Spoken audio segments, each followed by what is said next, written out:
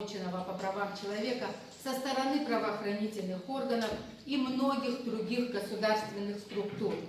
Цель деятельности наших институтов, в том числе и контрольных, это обеспечить достойную жизнь нашему народу.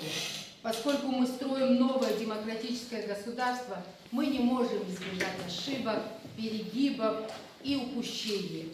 Институт уполномоченного направлен на то, чтобы из-за проблем роста не страдали конкретные люди и их права. Признание и содержательное обсуждение существующих проблем не принижает роль руководителей ведомств, а напротив, свидетельствует об ответственном и конструктивном подходе к необходимости совершенствовать и развивать наши государственные институты.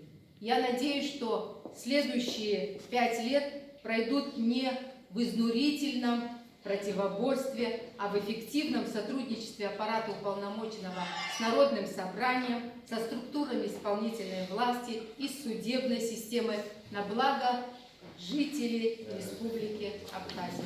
Спасибо.